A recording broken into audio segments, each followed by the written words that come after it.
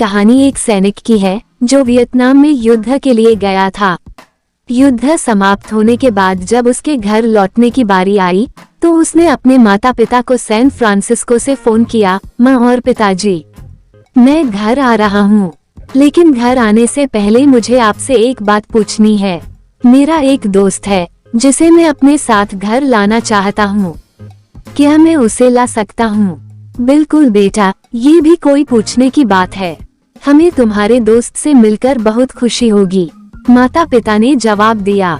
लेकिन पहले एक बात आप लोग जान लें, सैनिक बोलता गया, युद्ध में वह बहुत बुरी तरह घायल हो गया है। उसने एक बारूदी सुरंग पर पैर रख दिया था और उसने अपना एक हाथ और पैर गंवा दिया है। उसके पास कोई जगह नहीं है जहां वो जा सके, इसलिए मैं उसे अपने साथ रहने के लिए लाना चाहता हूँ। उसकी यह बात सुनकर उसकी माँ बोली, बेटा, तुम्हारे दोस्त के बारे में जानकर हमें बहुत दुख हुआ, हो सकता है हम उसके रहने के लिए कोई जगह तलाश कर सकें। नहीं माँ, मैं चाहता हूँ कि वो हमारे साथ रहे। लेकिन बेटा, अब पिता ने कहा, तुम समझ नहीं रहे हो कि तुम क्या चाह रहे हो। इस तरह का अपाहिज व्यक्ति हमारे लिए कितना बड़ा बोझ होगा। हमारी अपनी जिंदगी है जीने के लिए और हम नहीं चाहते कि इस तरह की कोई भी परिस्थिति हमारी जिंदगी में दखल दे।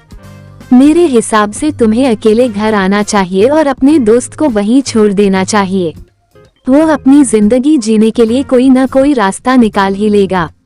सुनकर उस सैनिक ने फोन रख दिया। कुछ दिनों बाद उसके माता पिता को सैन फ्रांसिस्को पुलिस से एक संदेश मिला, जिसमें उन्हें बताया गया कि उनके बेटे की एक बिल्डिंग से गिरकर मौत हो गई है। पुलिस के हिसाब से ये एक सुसाइड केस था। दुखी माता पिता ने तुरंत ही सैन फ्रांसिस्को के लिए फ्लाइट बुक कराई और वहां पहुंच गए। वहां उन्हें शहर के मुर्दाघर ले जाया गया ताकि वे अपने बेटे की पहचान कर सकें। उन्होंने उसकी पहचान कर ली, किंतु ये देखकर उनकी कपकपी छूट गई कि उनके बेटे का बस एक हाथ और एक पैर था।